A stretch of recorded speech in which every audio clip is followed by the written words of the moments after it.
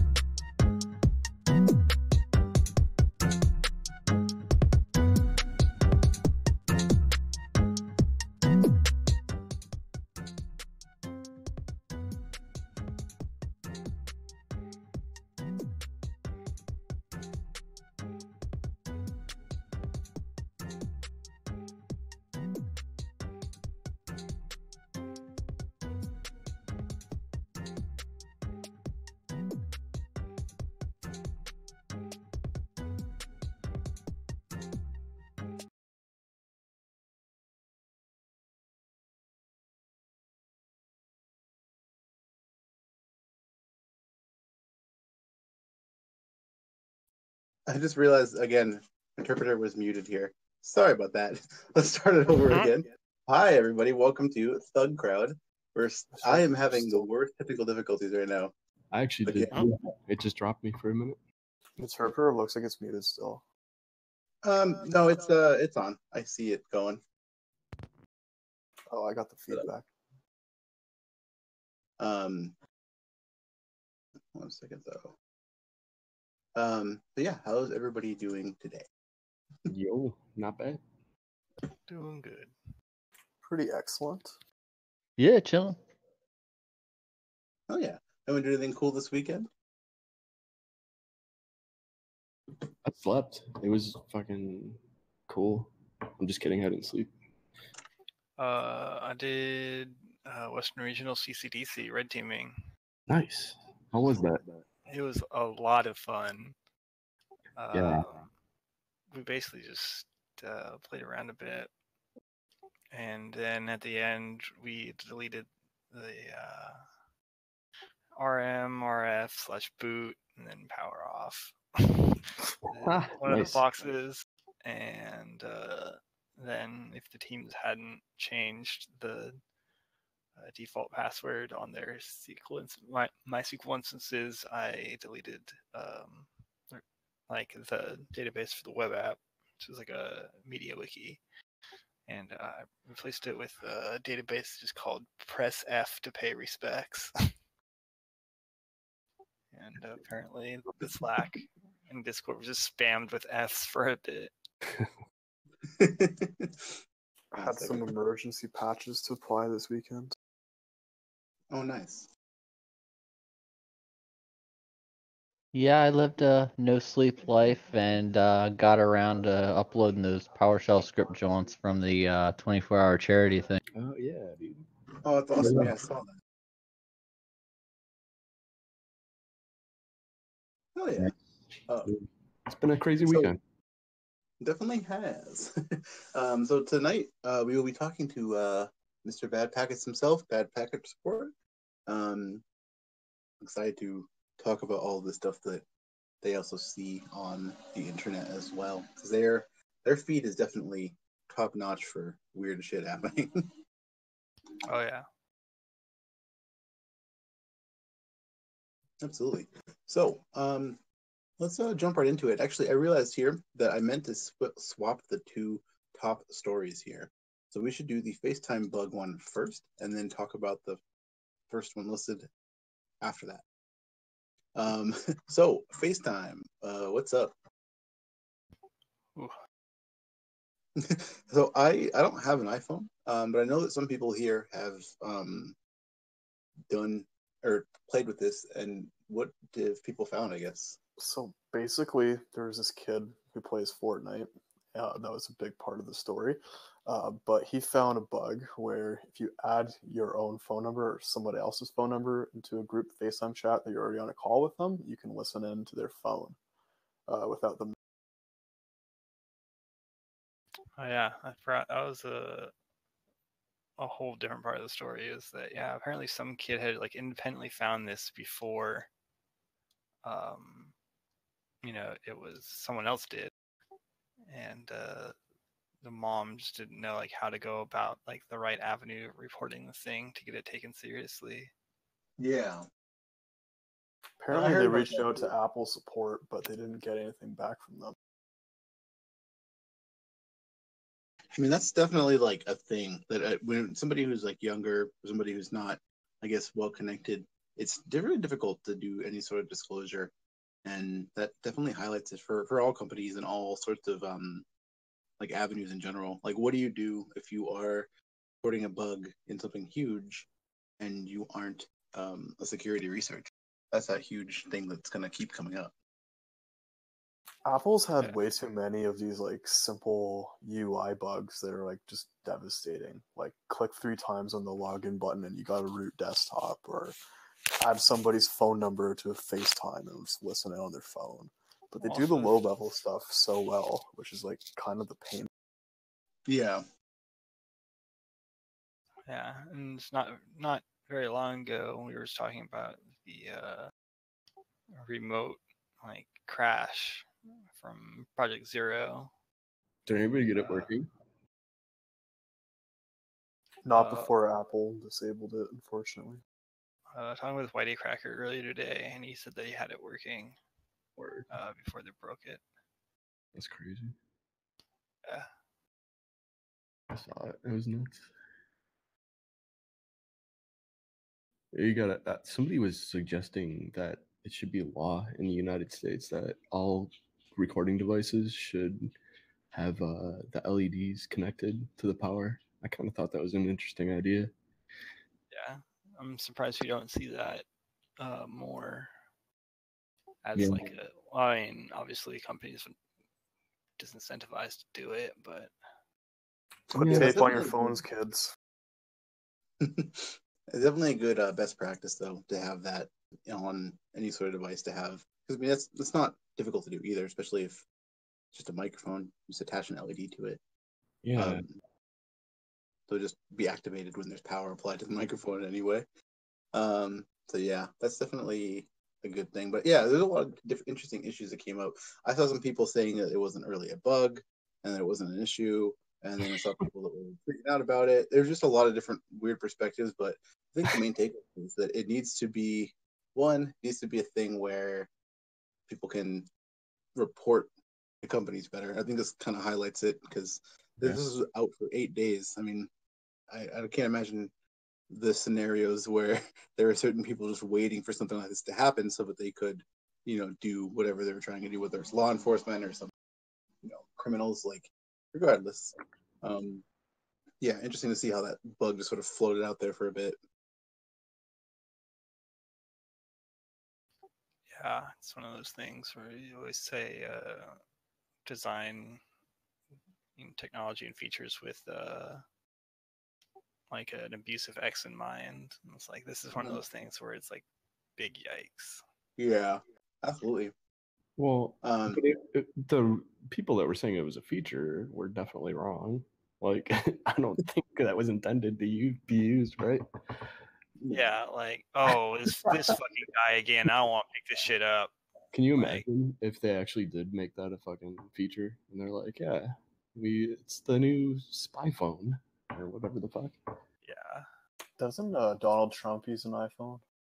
Oh yeah, that was the other thing. Yeah, you never know, dude. Gotta hope that it's secure, right? Yeah, I hope so. Chris, who is it? Chris Christie or Lindsey Graham has a flip phone still. I think it's Lindsey Graham. I'm gonna get one. That's pretty elite. Yeah, not the worst idea. That's when you know somebody's like definitely into some fucking shady shit when they have a flip phone. Yeah. I do know So- where the drugs are at. Right. Someone in chat just says, if the LED can be bypassed, can't the switch? They're talking about physical shutoffs and stuff. So if you were to have an inline LED with a microphone, anytime that power was applied to it, even if it was to just while someone was talking at the base level, you could be able to, if that microphone is on, that would be able to be powered. The switch to ground was sunk on the LED that would be attached to the same ground as the microphone, and that kind of thing would be the way that you would implement something like that. And it wouldn't be that difficult from a hardware perspective, but definitely I don't know if this is more of a feature for law enforcement or other people. Who knows? It's interesting too, because putting a light on or an LED for a microphone versus camera makes I don't know, it kind of makes more sense in a way. Mhm. They both make sense, right? But for microphone, you can't just take a quick snap like you can with a camera. Mhm. That doesn't make sense to do a microphone for 1 second, right? But with the camera, you can just do on off real quick and bypass almost the LED idea. But with a microphone, yeah, you would notice that after a certain amount of time. Absolutely. But yeah, definitely interesting stuff to consider for future generations of hardware developers. Yeah, no doubt. Yeah, so the next thing we'll move on to here, there's 2 stories about crackdowns on some silly websites here. The first one, it was the first story on this list here, was authorities shutting down this Xdedic service that was basically just selling access to a bunch of hacked servers. And so, Europol and FBI had announced they had seized the domains, and they were shutting down the websites and also getting access to its list of customers. And so, yeah, this is a couple of different services like this have been targeted lately, and I think it's a good thing. The other one of this as well is webstressor.org.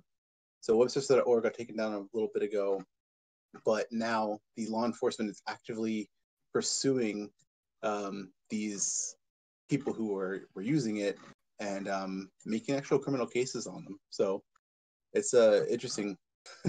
Dude, yeah, I saw that. And somebody mentioned that they were accepted PayPal. Yeah, people. That's people doing some dumb shit. You're gonna pay for DDoS stuff with your PayPal? Okay. May as well write a check from your mom's bank account. Right. It's take basic OPSEC steps. Let's start by not using PayPal for DDoS. Let's start there. Yeah. No, Also, I mean something this to note. thing. Sorry. Also, something to note is that they said they're going to go after all the users. Yeah. Well, that's kind of what I was getting at. So these people are paying for it with PayPal, and then they're gonna be like, "Why did they catch me?" What if you're using the service legitimately? Sorry, was this the one where they were renting hacked servers, or was this just a stressor?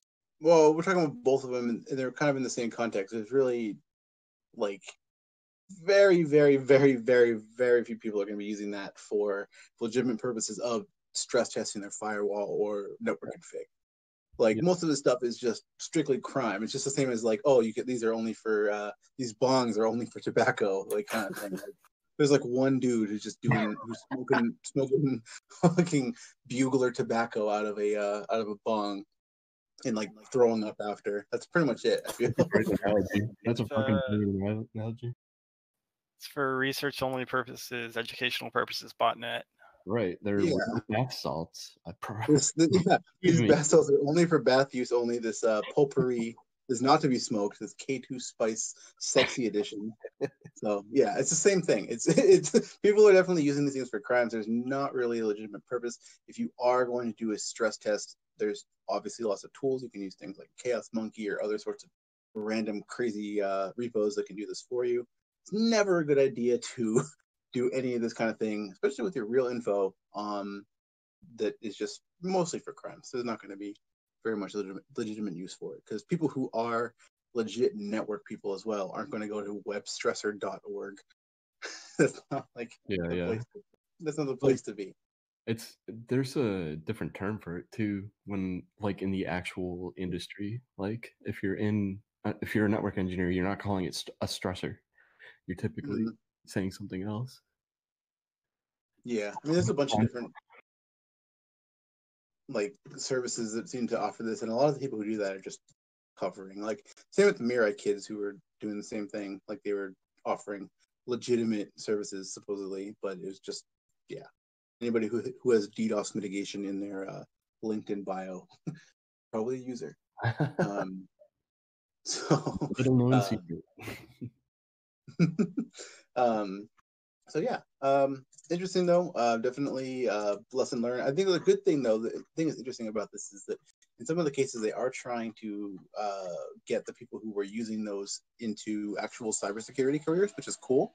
I think that that's definitely a good approach to this sort of issue, because I mean, yeah, they're being dumb and using a booter that they paid for with their mom's PayPal, but I mean, if you can get somebody to take that little bit of inspiration and actually apply it and develop a skill set, I think it's definitely valuable. So kudos to Europol and the rest of the people who are trying to help those kids. So sweet. So next one here, speaking of botnets, criminals are going after Cisco's RV320 and RV325 routers with a new exploit with admin remote code execution. That's fun. Yeah, and so basically what they're saying is that this was released. Actually, it's funny, this ZDNet thing, the person in there is replying to BadPacketsReport on there. So, people are immediately started applying this exploit to their bots and their nets, actually trying to leverage those to load their own weird non-stripped debug symbols enabled malware, Mirai malware, onto these boxes here. And so yeah, it's definitely interesting to see the life cycle though. When it comes out on Twitter, comes out anywhere on GitHub, within hours it's already being leveraged, maybe even less than an hour. I woke up to the Twitter post about that and I had to run somewhere quickly. Yeah. No, it's definitely. Oh. I thought you meant to your botnet. Yeah, don't leave your RV320's interface exposed to the internet. It's a pretty bad idea. Agreed. Yeah. If you do need to remotely manage it, maybe at least restrict it off to your own range. That's a tough one though. I mean, like, granted, like it's a good thing to do security wise, but like you shouldn't have to. But then again, it's hard to code secure shit, right? These RV320s and stuff, they don't get patched a lot. Like one client that I had, they use RV130 and 320s for their shit. I looked at it, they basically never been patched. Like when I went through the version history, I don't think there were too many patches on Cisco's website either. I guess they're only doing it for like the super critical stuff. But even if you go on the box and you like look at like what's running on it, they got like Nginx 1.1, like stuff like that.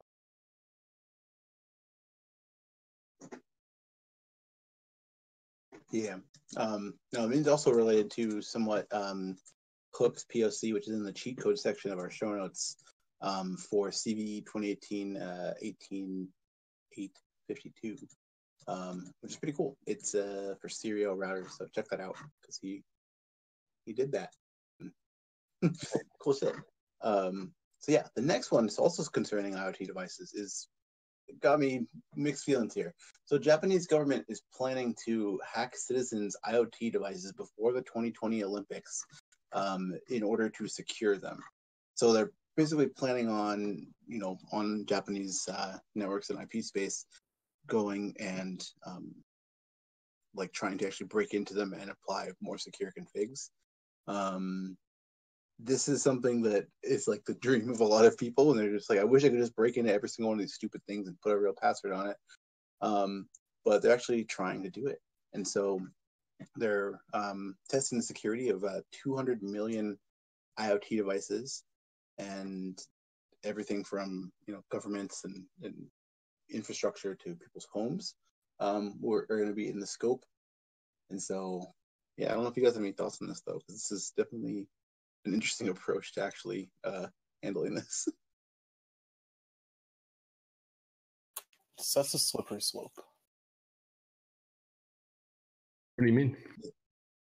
I mean, what's to stop North Korea from doing shit like that and then just like leaving their own access? Like, who knows? They can just use the facade of, oh, we're doing good things for people. Maybe. Well, what if they were doing good things though, but then they left their access in? Yeah, like Russia. Yeah. Right. The admin. We will use the same credential across all of the Mongol databases. Yes. Did anybody? Nobody will miss it. Is that in our list? I don't want to jump too far ahead, but yeah, that's funny.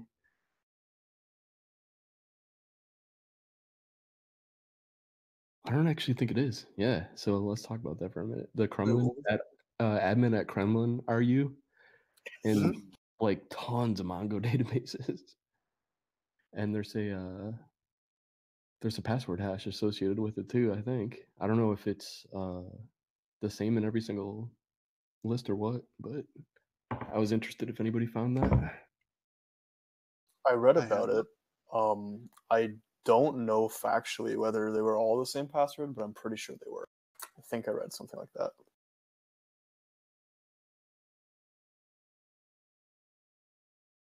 Interesting stuff, though. So Yeah.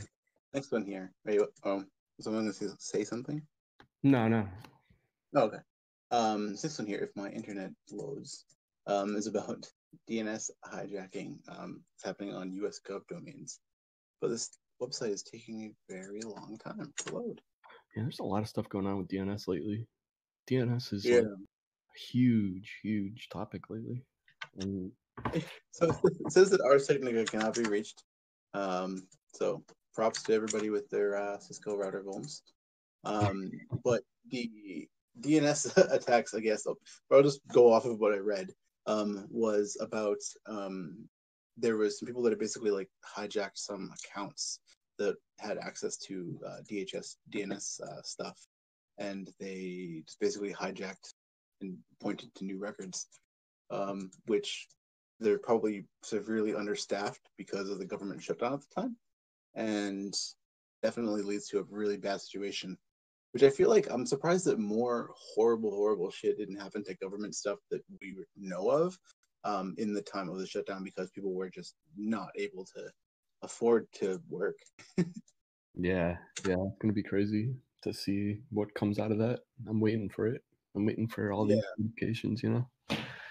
Yeah, it's interesting, especially considering we don't necessarily know what like their log retention policies are and how long this is going to go.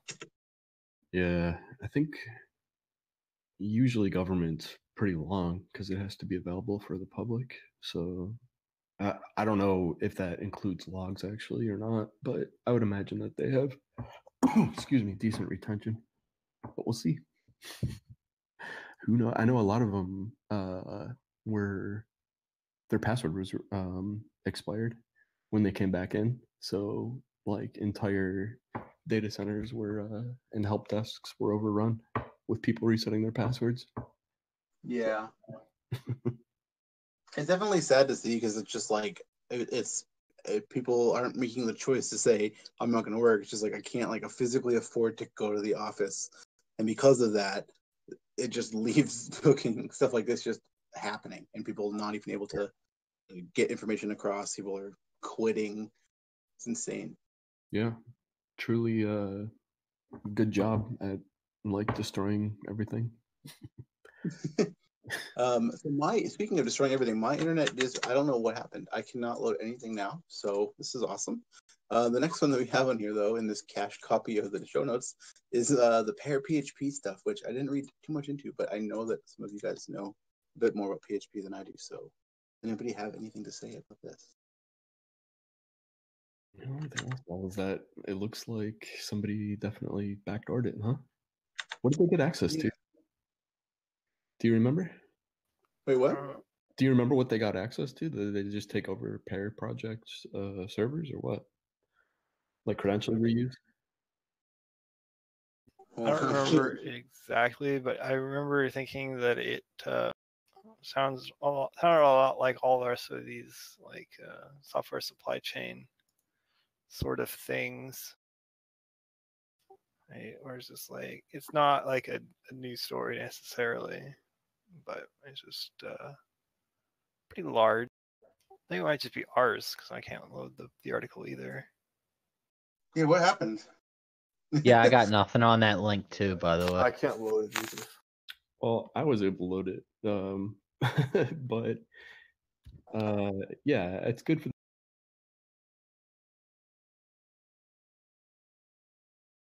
So on pair.php.net, in blank HTML, pair server is down. The security breach has been found on HTTP pair.php.net web server with a tainted probe-pair.far discovered. Oh damn! The pair website itself has been disabled until a known clean site can be rebuilt. A more detailed announcement will be on the Pair blog once it's back online. Wow, if you've installed Pair PHP in the last 6 months, though, you may be infected. Is that expanded? The only other thing they say is if you downloaded it in the past 6 months, get a new copy from GitHub and compare the hashes. Yeah, it does say 6 months. Damn, that's so crazy. Cool. That's 6 months worth of like installs. I wonder what the estimation is on that. Yeah, that's great. I did not see that pair.php.net thing until just now. That's awesome. That's a good find. Yeah, Oh, Christ. I've never heard of Pair. John, is that you? Oh, he must Dad? He must have gone back to the boat. Man, my whole Discord voice just died for a moment. Turns out it was the noise cancellation, but in the meantime, I had a very profound experience. Oh my god. Sorry, back to the show. I can't load like any website, so I'm glad that you guys also couldn't load Ars Technica, but everything is down for me. It's good stuff. So what actually is Pair? Give me a second. Pair is used for installing PHP modules, I guess. Similar to like what is it, Peckle for Perl, but just for PHP. They're equally as bad. Got it. Well, but so the part of that that's a key though is it's for installing modules. It's a user-friendly tool for people that aren't as technically maybe adept, and you're gonna end up with people that are rooted that have zero clue even after this news story probably came out. Yeah. Did you say attacker-friendly tool? Oh yeah, pretty much. Hell yeah. Yep. So Ars Technica just actually loaded for me. If you guys maybe haven't. Lucky. They had a 12-second DDoS. I'm not Yep, F5 worked. What about that Chinese app? Yeah, hold on, Shell. My Discord just went down, and I can't actually access anything at all now. So could you potentially go on the parsec? Just like telling you on voice because I can't type to you right now. Yeah. Thank you. Nice. This is a backup, just in case, to keep this session alive. So yeah, the next thing though is the Chinese app that is been launched to tell you if you are within 500 yards of someone in debt, and it also encourages you to report them if they look like they're spending money on other things. It's probably the most petty thing that I've ever fucking heard. And yeah, it's definitely some dystopian shit. That is fucked up, man. People that are in that position are already stressed the fuck out. And then you're gonna stress them by having the entire fucking world around them come up to them and be like, you should pay your bills. Yeah, but Yeah, what's the incentive for like snitching on someone being like, whoa, I saw that motherfucker buy ice cream? I think there's like a social credit system. I think they like assign you like good boy or bad boy points basically. But does this actually does it say anywhere in here that you get that for reporting someone? Or? No, but I read about it somewhere else, and I'd assume that they're related. Yeah. I mean, yeah.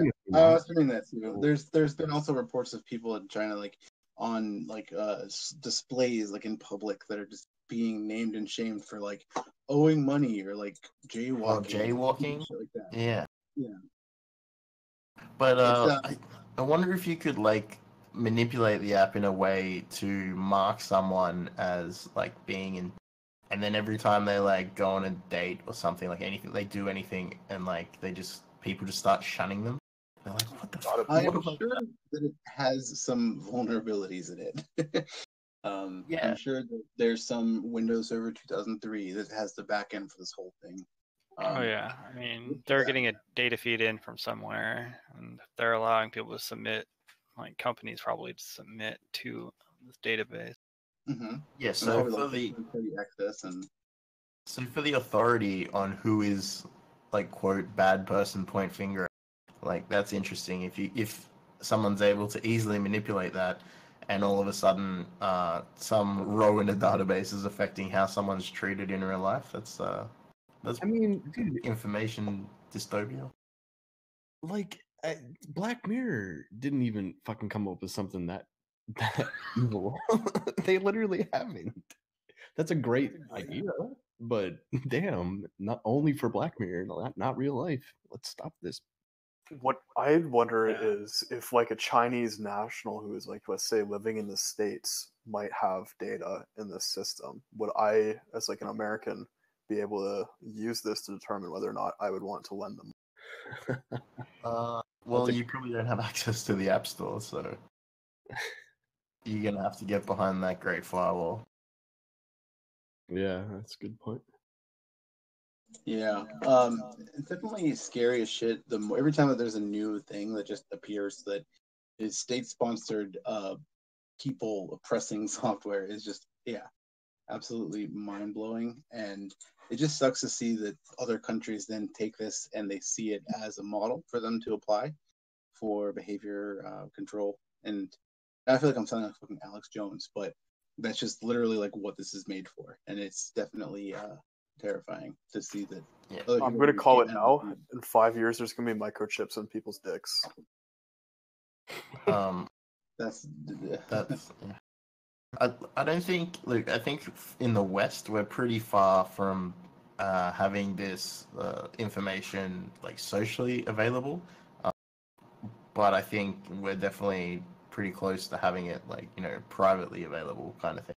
Yeah, for like law enforcement and things like that too, like just constantly monitoring you, and if you have like a record or anything, like at a checkpoint you get stopped. Like there's so much crazy shit like that. Oh, yeah. I think that the gamification and incentivization of the whole like it's like Pokemon Go for like snitching on people. It's like this is like what it has become, and it's like that's Holy scary shit. to think that there's people that are like thinking that Crazy. and thinking that that's a cool way to like get people to like be better, and like it's not. Dude, It's just imagine, okay, so say you've got a low social score in the system and you're awarded social like points for snitching. Exactly, Pokemon Go. You run around looking for snitches, and even if they're not spending money on shit, you just say they are. I saw this guy buy like one extra dumpling. Fuck him. And then you get points, and then you just go find the next guy and you go snitch on him and you get more points, and then all of a sudden your social score is like raised by like trying to catch them all. But The Yeah, like private the line genius. of snitching. That's amazing. That's a really good line. Yeah, I think it's like definitely. It's it becomes the gym leader of like behind the train station. Shit like that. Anyways, before we get too fucking, this is making me depressed as fuck. But going on to even more depressing shit, not in the same way. But the next one that we have on here is watch a hacker access Nest cameras and demand people subscribe to PewDiePie. God damn it with these fucking PewDiePie hacks. I'm literally like, I honestly, I shout out to the people who do this for raising awareness about this, but why PewDiePie? So this person, SideFX, great 90s hacker name, had said that they had found 300 exposed cameras in a matter of minutes, and they're able to use apparently nestchecker.exe to go through a bunch of credentials and see which ones were active on Nest. And then from there, he was able to talk to some people on their cameras on Nest and say, subscribe to PewDiePie. I don't want to sound like the get off my lawn guy, but fucking get off my lawn, kids. Like, Agreed. I think well, that the really. Wait, sorry. What were you gonna say? Anything? I was just gonna say that, like, okay, so you've bought this Nest camera and you've put it in your house. You sort of, like, I don't want to say they're asking for it, but they're, like, you put this thing that's potentially, like, how far did the people who bought them and installed them think about it to begin with? Because, I would say, like, early 2000s IP cams, like, were starting to cut, like, in Japan especially, there was, like, IP cams in, like, the most random places. And all the IP cams that are made from that era and probably up to today, I'm not sure, have like bypasses to auth bypass and just grab a still from those cams. So many of them, and you could easily fingerprint and grab a still. And basically, like, that's extremely old news that IP cams should not be put everywhere. I mean, it's good that the awareness is being raised, but yeah, like, fuck PewDiePie, who cares? Dude, I was at the. I was gonna say I was at the. I posted this on Twitter, but I was at the department store and there's like refrigerators with IP cameras inside. So, I don't know. It's just crazy. Yeah. Yeah, those are smart fridges. Default pin is 0000. So good luck, everybody. But I think though that it's interesting too that the PewDiePie versus T-Series drama. PewDiePie only has like a couple of 100,000 more followers right now, and they've just been completely at the same as T-Series, even though people haven't been hacking like arbitrary IoT devices to promote them. So shout outs to them for whatever they're doing. I don't know, like, is PewDiePie that big of a thing in your life that you have to waste your hacks on? Like, yeah, it's almost like a religion at this point. Like, it's like these religious fanatics, the cult of PewDiePie. Interesting stuff here, but I mean, it is though. I mean, raising awareness is definitely good. I think that the Chromecast UPnP stuff definitely raised a lot of awareness for like the actual state of security for that. And so, I mean, it sucks. It's annoying, but it's kind of what we have to deal with until people actually is smart enough about this kind of thing. So, good luck. yeah, I think a lot of say, people. Thanks. A lot of people who might have the Nest, say victims of this specific attack, they're going to, unfortunately though, like, be of the opinion of like, hackers, fuck the hackers, they shouldn't be hacking my Nest, rather than, oh, I put this Nest in my house, maybe I should have thought about, like, you know, maybe Nest, like, I don't know what stance they've taken on this, but, you know, they should, like, the way they market their products as well, like, they're marketing a safe product to put in your, like, places. Like, so for some of the IP cams, like Yonder, I remember them being in like people's bedrooms and like the fronts of stores, and like just like those ones pointing at cats, like just weird things. Oh, yeah. I remember finding some that were just on people's like weed grows. Like, yeah, like boy, oh boy. Right. So like, now that these ones seem to be more, I don't know, marketed like as a thing that you just do in the smart home era. That's some bullshit. You know, if you have to, like, at least in Canada, when you go and buy a pack of cigarettes or weed, they have this picture of somebody on the front. They're like dying and they're coughing their lungs out. It's like, I smoked one cigarette when I was 12 and now I can't talk without a box in my throat. I think there needs to be something like that for like IoT shit. Like, just so that like when people go to buy it, like they realize they probably should. Wait, the warning thing on cigarettes in Canada, you mean? Yeah, like yeah, that's funny. Google Belmont cigarettes Canada, and you'll see it. Yeah, no, I remember them growing up, and they were always hilariously terrible, like just absolutely horrifying things that you had to have a sense of humor about. I remember when I was in third grade, there was this one guy who like brought in a pack, and he's like, "Yo, the chick is so hot." Like I tried to buy cigarettes in Canada, and like a long time ago, and they have different brands, like not all, like there's still like Marlboro and like some of the same brands, but I was just like, can I see the packets? And the guy behind the counter's like, no. I'm like, I'm a fucking adult. I'm gonna buy them anyway. Like, what brands are they? Like, what am I getting into here? And he was just like, you just have to tell me. Yeah, it's illegal. Yeah. Wait, what's illegal? So, Looking at the fucking pack? yeah. Display the cigarettes in your shop. Oh, yeah, right. That's true. It's similar here as well. And on the packets, they've got like people's like nasty like eyes. But back to the speaking of nasty eyes and back to this camera thing, like Nest also have another series, like other products as well, like integrated into their Nest Home as well, right? So now that we've seen cameras, what do we get to see next? Use the camera to pivot to the thermostat. Yeah, like I recall a bug bounty where somebody was able to crank up a thermostat and then brick it, and people went into the office the next day and it was like, I don't know, 100 C, 100 C, 100 Fahrenheit or whatever, like 100 plus. Yeah, like literally like DDoSing a business by just making it unbearably hot. Nobody can be in the building. It's the middle of summer. Please say. There was a bounty for like a camera as well, like an event. Someone had found like an exposed camera and scope. So those things are again bug bounty as well. Oh yeah. Yeah, I mean they're pretty.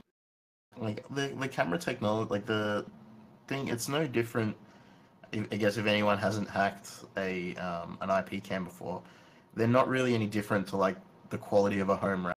Like for the most part, like IP cams, especially the like off-brand sort of like white labeled ones, are usually pretty shitty and have no firmware updates. So just yeah, have a look at like if you find like an off-brand one or something, sort of look at what it's a derivative of and try some really easy shit. And it's probably admin and to go with it, you know. Oh yeah. Oh, the next one is interesting. I wanted your take on this, DMZ too. Some security flaws found in 26 low-end cryptocurrencies. Now, mind you guys, I have no idea how cryptocurrency software actually works. That is the backend for, I guess, the cryptocurrency itself. But this is interesting though, that there is 2 security flaws that impact proof of stake currencies, and so it seems that it's not validating network data, and it's just basically able to like DOS it. Yeah, so this is another point, another 51%. It looks like where proof of stake, like they're crashing enough nodes so that they hold 51% of the nodes. So if there's 100 nodes on the network and they run up 25 and 26 and crash half, and that means that there's whatever the damn quick map. The remaining, like they will have more than half of the nodes on, and then they will therefore control the network. So on these smaller coins as well, like particularly the ones that are like sort of no name and there's not too many nodes, it's sort of pretty common. Like part of a cryptocurrency ecosystem becoming stable is being decentralized enough that it makes this shit hard. Yeah. And yeah, like a lot of the people who start these shitcoins, like they could seriously just do an ERC20 token on the Ethereum chain and have the exact result, like an identical result, but they, for whatever reason, choose not to, and this kind of shit happens, and everyone's all like, my cryptocurrency is broken and whatever. It's like, no, you made bad decisions to begin. Blockchain was not your solution, friend. Oh, this one is another thing. RQ, you just posted this, and this is something that I also meant to put in here as well. This is about Facebook that is paying people to install the VPN. So yeah, I saw a bunch of other stuff about Facebook's VPN thing, a bunch of other controversy about it, but yeah, they're just basically intercepting a bunch of traffic on this VPN, like a lot of VPNs do and don't tell you. And yeah, this is definitely interesting. That's just the thing is, not only were they intercepting the traffic and fucking paying kids $20 a week or whatever they were paying them, but they were doing it with a certificate that was not designed for that, and they were already kicked off the App Store, at least on Apple's ecosystem. I'm guessing Google probably did too. They're probably doing something fucked up with that. But they're like going out of their way to circumvent things and pay people that are desperate to spy on them. And that's like a company that needs to be fucking destroyed, in my opinion. I just want to go back to what you said about other VPN providers intercepting traffic as well. And I think this is one of the hugest things that organizations like Crypto Party and stuff, the one that, not, I don't want to like tell people not to use VPNs and stuff, but selecting your VPN is like super important. Like if you select like a free VPN or something like that, or you select like a sketchy company that's just marketed to you, you're literally changing from like your ISP who has your docs and you pay money to, being able to intercept you, to a third party that you have no idea about now being able to intercept you. Like pick one of those evils. Like yeah. Like what traffic goes over your VPN is very important. That's the whole point of using a VPN. And where you can run your own, it's pretty easy. Yeah, we've talked about this quite a bit because people have come into our Discord a lot, which is you guys aren't in our Discord yet. It's elite.club is the URL, so you can use that to join our Discord. But so one of the things we talk about a lot, though, people have asked about what is the best VPN provider, and we mainly just say, yo, set up your own. You can do it pretty quickly with NordVPN. OpenVPN. Sorry, not NordVPN. Exactly the opposite of what I was going to say. But OpenVPN is pretty simple to set up, and if you can grab like a basic AWS box, Google Cloud box, $5 a month, for the same price of a other VPN, you can have your own that doesn't log, and you can also set up a lot of other awesome features on it. Yeah, and sometimes if you're a student, you can, with the GitHub education pack, get like free DigitalOcean tokens for like a whole year or something, and that's just enough you need to set up a. Yeah, and if you have an EDU address as well, most places can provide you with free computers and stuff like that on educational clouds. So check with your school, and they probably have shell boxes for you. Whether or not it's intercepted or not is a totally different thing, but that's for you to throw. Good practice. Yeah, but it's definitely better than paying somebody to log you, essentially. Yeah. $2. It works out to $2 a month for military grade interception. I mean, like if a company's paying you to use their service, though, like Facebook was doing, then you're probably missing everything. Like, what kind of data were they going after that the value of paying people to use the app, like, was such a scumbag move, man. Oh my god, it's so scummy. Like $20 a week. You know who they're getting with $20 a week. Yeah, $20 a week is significant. It's absolutely significant. Yeah. With Facebook though, like I'm not sure. I don't think you guys covered it while I was fucking around with my audio, but the plans to integrate Messenger, WhatsApp, and like, is that a thing? Was that legit? I think that came out of the news that a few prominent people with the EFF and some other privacy organizations joined Facebook's legal team recently. But maybe it's just to defend Facebook against their awful fucking policies that just got revealed today. Who knows? I certainly hope that people from the EFF didn't join Facebook to defend against this kind of thing, because that would be pretty disturbing. Yeah, and I think a lot of people, like if you primarily use Facebook Messenger to communicate with people who are not, up on other messenger platforms, just grab their phone next time you see them and just install like Signal or Telegram or something. And, I thought you were going to say smash their phone in front of them. Like, this is what you get. You do not do bad. No. And then you put a cancer sticker on their phone in case. Just install a privacy messenger of some kind, and then they'll start using it when you start messaging them on it, and then they'll forget that it's not Facebook Messenger all of it. It's actually a really good point. You're right. Yeah, the people who are using Facebook Messenger are only using it because they're either don't know or they don't care. And if you swap out their messenger, all of a sudden they're still not going to know or care. They're just going to start doing something a little bit better.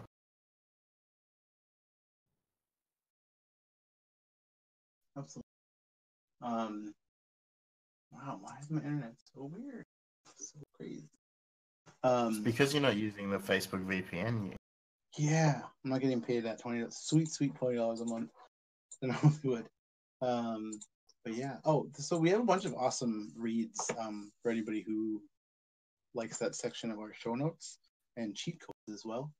So yeah, I definitely suggest everybody here check out those things. I was interested a lot in this Pentagon's race against deepfake videos because there's quite a bit of interesting approaches, I guess, people are trying to take towards proliferation of them, because we've talked about them in the past being used for extortion and just weird shit with porn, but the actual political impact of making like fake news or fake videos of impersonating politicians or officials of a country to be able to spread fake news is really alarming, and it's definitely a growing threat as the technology gets better and better. So I think the most interesting thing from that video for me, considering that I saw deepfakes. I think we talked about deepfakes like a long time. But when deepfakes first came out, it was pretty interesting for a lot of people. There's a lot of subreddits, a lot of what became non-consensual porn, and that was taken off Pornhub and whatever.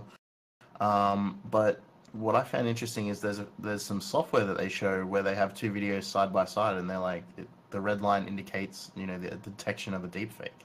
So it was interesting, like what algorithms and what methods they were actually using to go computationally. This video is 100% a fake. Yeah. Yeah, and I mean that's the problem with adversarial neural networks too, right? Is like when you're training of like a network to detect these things, like it's helping you to make better like fakes. Right. Yeah. And the other thing is like a lot of the most prominent stuff that was seen was the video the video manipulation deepfakes using images for building the data set. But there was a second thing that came out about the same time that was using audio clips only, and they'd taken a whole bunch of Obama data, and then they just cut up the audio clip of Obama, and fed that in, and then he read the speech differently, and you could see it when you're looking for it, but if you're not looking for it, like that's even crazier because you can just like swap someone's words around, and it's the original video that you've seen before. And the Onion have used this tactic actually like a couple of times, where when you reload a page, a specific video, you'll get one out of 3 videos, I think. So when you go to show a friend, it's different. Like, what if you started doing that with your like political videos, where you've seen the video before and you're showing someone else, and it's like not quite the same, but you don't notice enough? Like, it's just there's a lot of subtleties that could occur. Absolutely. Either that, or based on your tracking cookie, you get a message that's slightly more tailored to your biases. Yeah, definitely. Did you? So I didn't hear the very beginning of that specific topic of the deepfakes, but did you guys see the Mikhail Phelan's thing? He mashed up. Who was it? Shit. Was it the Trump Obama one? No, it was just like that though. It was Steve Buscemi and Jennifer Lawrence. Oh yeah. I haven't seen that, but someone mentioned it to me like just this morning. It's really good. If someone could link that would be amazing. Yeah, I'll do it. It's like the traditional audio mashups of like you take two songs, like the one that always comes to mind is Call Me Maybe and Headlight, like Call Me a Hole. And it's just gonna start mashing up audio and video at the same time into crazy things. Love it. DVDs, look, got it. Nice. So what's interesting though, this reminds me a bit. This just reminds me about I don't know if you guys. I mean, I wasn't around then, but if anybody's heard the story of when Crass Van Crass had made a fake tape of Margaret Thatcher and Ronald Reagan, like a phone conversation between them. They like edited it together and made like a hoax tape that was used basically for like just bullshit. But that's the kind of wait, what? I said that's amazing. I haven't heard of it though. That's so they were doing that in the 80s, really? Yeah. I heard a bit of that recording. I don't remember what the actual thing is or what it actually. I haven't heard the whole thing. With that though, I think the biggest difference is somebody painstakingly put that together. In these cases, people are letting machines do the hard work, and I think that's highlighted in that CNN article. That you can sit there and create. I mean, specifically, like a bunch of us do audio stuff in our spare time, and painstakingly try and create certain sounds or whatever. But the people who are actually pros at that can do all kinds of other stuff. You know what I mean? They can mash together voices and change it to be to sound as smooth as possible. Whereas this is like just let the computer go. Yeah, I think that's a big factor. Is that you're just letting it go on cruise control? Yeah, just tell it what you want and just wait for a little while, and it'll be done. And a lot of the people who made deepfake videos were doing it on consumer grade GPUs as well. So now imagine you have a computing cluster because you're a large organization or a government, and away you go. Wait until somebody DevOps all that shit together and makes it easy for skids. Yeah, I was thinking, I probably mentioned this when we spoke about deepfakes before, but I'm like, why not have like a render farm, like a render farm token where you get like a proof of work is that you created a successful frame, and then you can spend those tokens to have the network build your own videos. Like that would be interesting. Wait, isn't maybe Joanna Rutzko, I don't know, what's her last name, the Cubes OS? She left Cubes OS to go to a similar project, maybe. This is dystopian as fuck, man. I want to go back to 2004. Yeah, no doubt. I miss baggy sweatpants and rap videos where everyone was like using this fucked up angles. I don't want to be dealing with these fucking shit. Very, very, very specific image. Yeah, man. Like, that's how I remember 2004. Like, all those fucking gray sweatpants, like, those white as fuck doors. I miss HTTPS without the S. Yeah. MySpace. Actually, were we talking about HTTPS change last week? Go to Video Land. JK, yeah. I love you guys. The HTTPS thing that I totally blocked out of my was there's like the anal cipher that you can set so that you can have the lock but it's still clear text. There's it's disabled in most browsers as far as I know, but it still exists. Hell yeah. Well, hey, it's about time for Bad Packets to come on. So if you're listening, please join our chat, wherever they may be.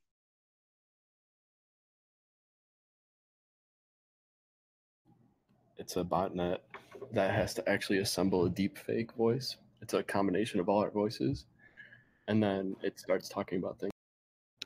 Fuck, am I talking over you? No, you're good. I saw a green light. I'm paranoid about that now. Every fucking time I'm looking to see if I'm running over you again. Ever since it's just my internet being amazing again. So okay, no doubt. Hey, so speaking, here it is. So the Golem network is the rendering network, or has a rendering feature powered by Golem and supporting Blender. It's a matter of time. Yep. Oh yeah. Good times. Everything's fine. This is good. Shout out to Inspector DD in the chat. Oh, DD's up there. Nice. Lots and lots of reacts.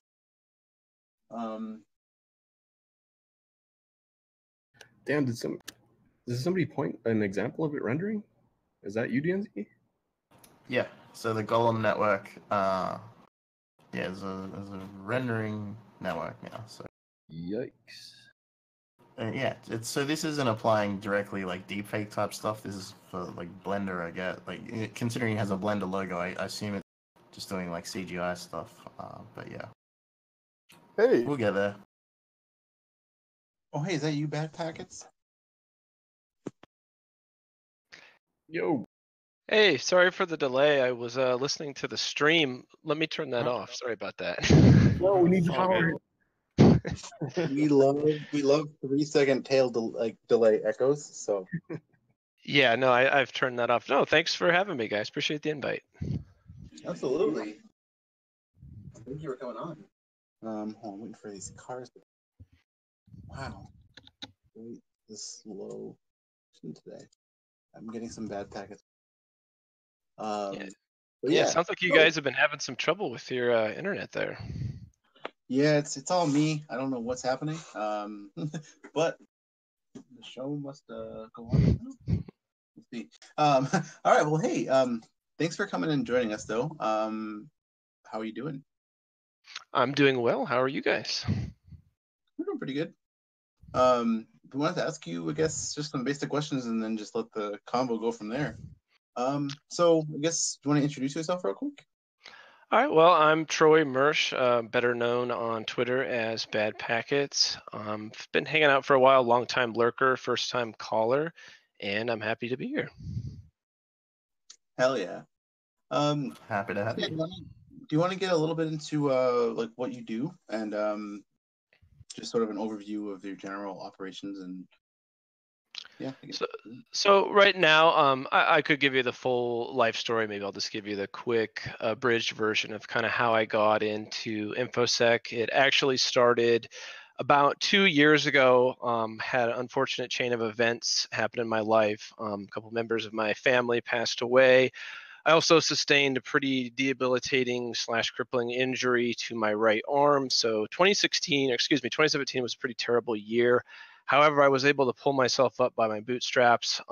Due to the chain of unfortunate events, I decided it was time for a career change.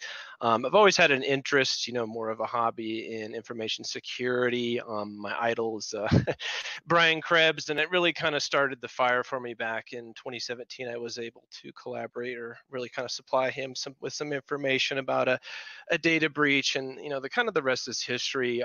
Some of obviously you guys follow me on Twitter and see the stuff that I like to disseminate, but kind of flash forward to the present. I was able to launch my own startup company with the help of my business partners, and we're Bad Packets LLC. Right now, we primarily deal in threat intelligence. We also do security research, consulting, and really whatever you see on Twitter is just kind of a highlight, not hopefully representative of everything that we do, but kind of some of the fun stuff that we get to research. That's awesome. That's like a really cool summary of stuff. I'm glad that you're able to also use events that may have been a huge, tremendous challenge and use it for good, which I feel like a lot of people here commonly share of sort of getting deeper into the things and following their passion after realizing, a lot of big things that or after experiencing a lot of crazy things. So yeah. So I guess tell us a little bit more about your operation for doing threat intelligence, because we see your feed. There's a lot of things regarding BGP hijacks and Mirai variant spreading and all sorts of stuff like that. Like, do you have I guess you want to go over a little bit of your approach to this without revealing too much? Yeah, no, and I appreciate that because my business partners made me swear not to reveal any proprietary information. So I don't mean to be coy with you guys. If I can't answer some questions, obviously some things that are beyond my knowledge. But right now we do operate a small network of honeypots around the world. Through my business partners, we've been able to build a fantastic automation system for kind of building and tearing down these honeypots with almost quite literally a click of a button. So yeah, and it's been awesome in that regard. But the data that we collect is, obviously aggregated into a large kind of central repository. I won't make any secret about it. One of our biggest tools tools is Splunk. I absolutely love Splunk and was able to get some professional experience in my last job with it. So that is a key part of our operation. But once we're able to aggregate that information, extract, the knowledgeable bits, we get to find some really interesting stuff. You did mention Mirai. I'll touch on that in a minute. That's some information or rather data that we've been providing for about a year now. But with the information that we are able to extract from our honeypots, or the data collected rather, we see things like, and I appreciate the shout out earlier in your show for the Cisco RV320, 325 cases. When that proof of concept was published last week, as you guys noted, within hours, the mass scan started for that. We happened to see it coming from a couple hosts. And that one was pretty easy to spot. It's a very simple GET request, but the nature of the vulnerability was leaking literally a shit ton of information. Everything about the device, like, yeah, the password was hashed, but there was other important factors there, or information rather, like the SSID. This was noted in a previous case where we found the orange Livebox modems that were leaking their Wi-Fi information. And in that case, you can take an SSID, and I don't know how to pronounce the service, it's Wiggle or Wiggle.net. You can go in there and type in SSID and basically easily locate the physical location of those devices. So there's kind of multiple facets to the risk, or these vulnerabilities. It's not just remote code execution. Well, they can get a lot more information out of that leaked configuration file. So that was a recent case. Beyond that, we do provide a daily free feed of Mirai-like infected hosts. This is something I've been monitoring. Really, I haven't really publicly shared it, but going back to February of 2017 when it kind of started for me. It was one of the first traffic types, through my associates that I've made along the way to fingerprint the Mirai stuff. Like, none of this is proprietary. The sequence number fingerprint is well known, but once we're able to aggregate that information and kind of correlate, who's getting infected the most, what's the network provider, the autonomous system, and going from there, and I don't mean to ramble because I have an unfortunate tendency to ramble here, with the Mirai-like stuff, we've actually partnered with Lancaster University in the United Kingdom on a research project, and we're really looking to marry our data and extract more information that we can do a project with. And let me pull it up here, give you guys some examples real quick. Do you guys sell IOCs and stuff? We are actually going to be launching a commercial offering next week. So short answer is we do. We don't have a sales page. There's no self-sign-up portal. It is the focus as a business that we're going to switch to, of course, because everybody, wants to make money. So short answer, yes. Right now, you do just have to talk to me. We can discuss, what needs or what you're looking for as an organization or an individual. But back to the Mirai-like project real quick that I want to touch on. So we're looking to get a little more knowledge value out of this. So what internet providers are infected, compromised the most? Well, that's pretty basic information, not much information, but let's go a little bit further. What's the type of devices? Well, yeah, we know they're IoT, maybe some industrial control stuff, some consumer premises equipment, but what about the vulnerabilities are exploited? So we know once any given proof of concept gets published that mass scan activities, exploit activities start. So let's get a little more information in that regard. How fast are vulnerabilities being exploited? So once they're disclosed, obviously within hours or minutes, and how long are devices? So this is what we're going to be working on with Lancaster University in this research project, is to answer some of these questions, hopefully be able to collaborate and publish an peer-reviewed academic paper. And that kind of stuff is hot on my radar. I like doing stuff like that. That's very cool. Yeah, it does sound real cool. There's a lot of questions that we haven't had answers to, really, or like any good answers to, at least. Yeah, and they're not really prolific or exciting questions. I mean, I kind of get excited by the mundane and the trivial stuff personally, but hopefully, with the information that we can gather and what I mentioned of marrying the data, we actually have a meeting tomorrow with one of the very large cyberspace search engines, and to discuss this topic, is we really only hold, speaking of honeypot data, one piece of the puzzle. Like, we need to combine our information, or we would like to collaborate with people like Shodan or Census or Zumai or, et al., and, be able to establish these information and kind of not really say for the greater good of the community, but, really start solving some of these problems, especially in the IoT realm. Yeah. I think one of the interesting things also that stands out to me is a while back I was doing those mass scans that were just kind of flooding the internet, right? And they weren't malicious in any nature, and you guys were able to make that distinction and didn't mark my host as bad just for doing something as simple and kind of trite, honestly, as a port scan.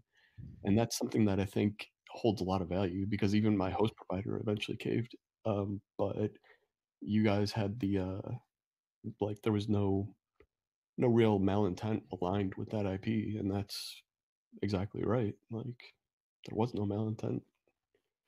Yeah, and I think you raise a good point there, is we really are in the business of labeling something malicious or not. I mean, malice, you can infer it pretty strongly in some cases, but we're not going to be doing that type of attribution with our service. I mean, maybe that'll change, subject to change in the future, but that's not a direction we're taking right now. Like, this is a bad guy, this or that.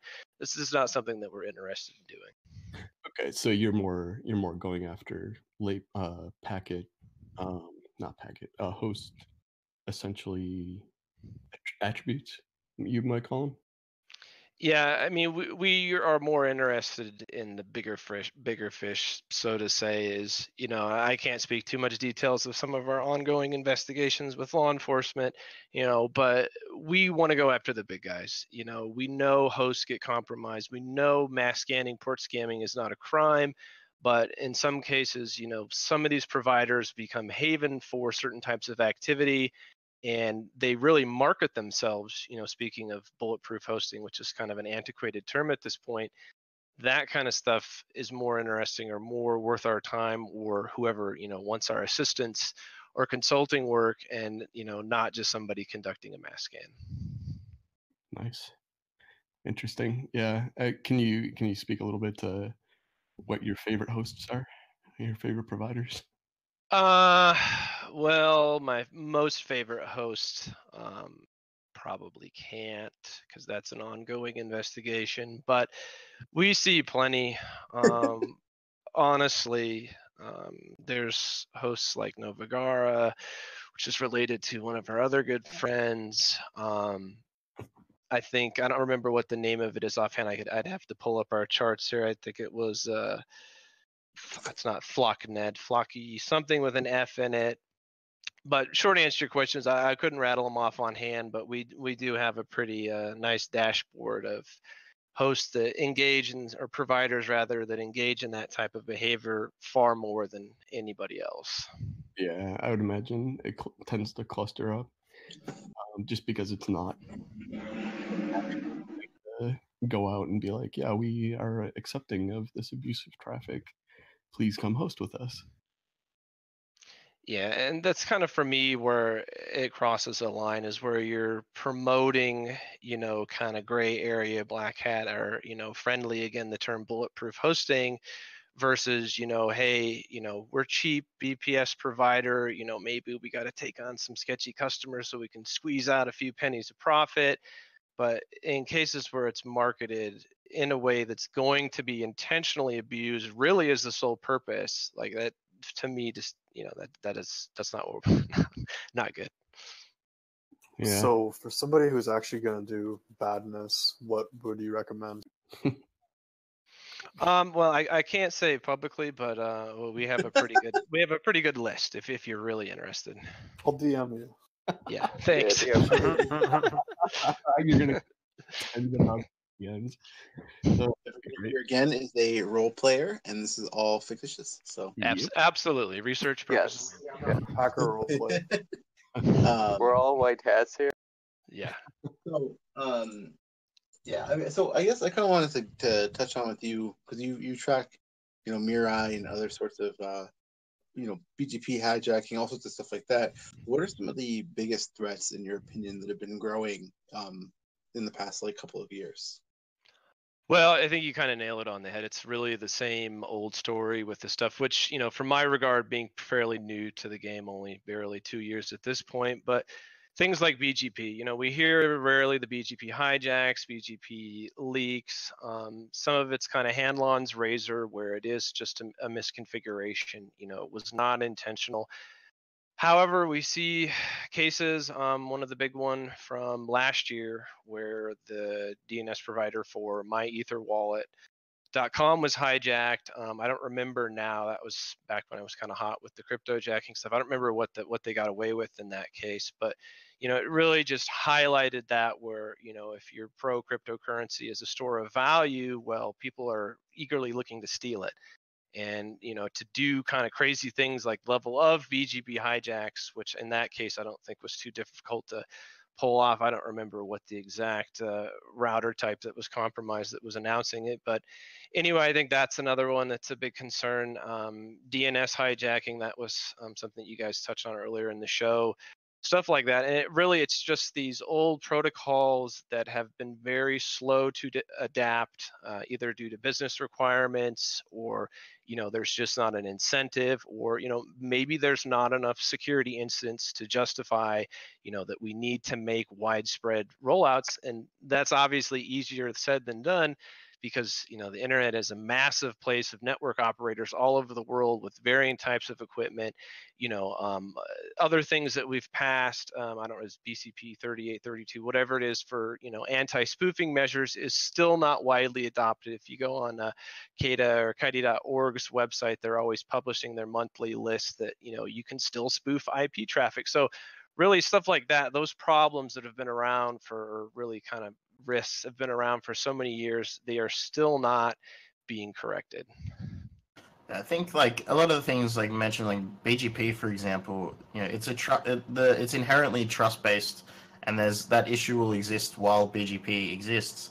But until what do you replace it with, and how do you get it rolled out to everyone is not happening anything. I think we could fix it with blockchain. Of course. No, kidding. I mean, BGP is kind of a rudimentary form of blockchain, but you're right. It's absolutely inherently a system of trust. And, we've had a few, minor cases, major cases of the trust being broken. But, I really truly hope that we don't have, the day of reckoning where there is, nation state hijacks. And I mean, a lot of this stuff has been insinuated with China Telecom. This is some of the other stuff that we took a look at recently, and we didn't really see any malicious intent. It was a provider, I think, of the one a couple months ago in Nigeria that made a configuration change error, and then that got passed upstream, and then China Telecom started announcing it. And I don't know to the degree, nor do I want to make the judgment of malice, but maybe the day will come, and I hope that it doesn't, and we have a real sit down moment that we need better implications or better solutions. Fucking hope it comes. Yeah, I think it's going to. It's just a matter of time, right? How can there's spectrum of actors, right? On bad or good, and you can't get down to adversarial asymmetric warfare and not have an adversary try something if they want to try it, even if it's just for the lulz or terrorism or whatever. Yeah, and a recent example, and I don't want to sidetrack, but what you kind of got me thinking on a random thought there is the Bitcoin bomb scare that we saw recently. Oh, yeah, right. We at Bad Packets and our colleagues have been tracking the sextortion scam, which has been highly profitable. I mean, I know Bitcoin, unfortunately, is greatly down in price, but they've made well over $500,000 with the sextortion scams. And then suddenly we burst on the scene with the bomb threats. And we know it didn't make any money. I tracked it pretty closely for a week. I think one of the addresses finally got some payment that might have went somewhere, but it really wasn't to make money. And if it was an attempt to make money, it was really stupid. And I don't want to use words like cyber terrorism, but it was really, in my opinion, to incite chaos. We saw government buildings, schools, companies evacuated due to this, and eventually word got out, hey, it's a scam, no real scare. But the same type of thing as you kind of hinted there, like this could be done in regards to BGP, and I just hope that day doesn't come. Ooh. Yeah. I would question I wanted to ask is what's something that's like big on your radar, like, or some field or piece of what you do that you find is like really interesting that people might not know about or might not like be make the news as much? I don't really have anything too exciting because I kind of myself get excited by the trivial, mundane kind of stuff. But I mean, we've been able to fingerprint a lot of different types of traffic. I kind of obsessively look at some of our dashboards, by the time that I obsessively spend on Twitter. So in that regard, I don't really have any too, exciting or revealing things, but one thing right now that I've kind of tuned out because it became too noisy is the constant level of PHP related exploits. We see a lot of the Think PHP stuff that's going around. I think it was PHP 5 has reached end of life. I apologize, I don't know exactly the details on that, but just the amount of those is in my opinion, gotten out of control, but I've kind of tuned it out. I've become kind of tone deaf to it. It's just so frequent. But beyond that, I don't really have any kind of secret sauce excitement. I sort of feel like the PHP stuff is like, it's always been in the background forever since PHP, and now that people have stopped or aren't receiving patches, it's just increased. But it's just sort of I don't know, like, yeah, once you don't get that update, like that message to update anymore, and then you just stop updating. Yeah. Yeah, it's going to be really interesting when we reach end of life next year for Windows 7, Server 2003, and whatever else is affected, because it isn't like they're magically going to update to Windows Server 2016 or 19 or all those Windows 7 machines. So I know Microsoft is going to monetize their extended support, but I think that's something that's going to be very interesting in January of next year where that's going to go. Oh yeah, I mean, hell, do we know if the IRS ever actually moved off Windows XP? Like, McAfee probably does. oh. Oh Christ. So you've touched a lot on the mundane aspects of things that you find interesting. What sort of things are you talking about? Because I mean, I feel like that's probably what a lot of us think about, the things that we're actually into, even though a lot of it's actually very cool. So I guess you want to discuss any of that sort of thing, of the stuff that you actually find interesting about what you do. Well, some of the things are just fingerprinting different types of traffic. It's not really proprietary or secret knowledge, but mass scan traffic, being able to differentiate between ZMAP, mass scan. There's even some types of mass scan that I don't really have a fingerprint for. I call it the Russian version. It's a little bit different based on some of the packet signatures.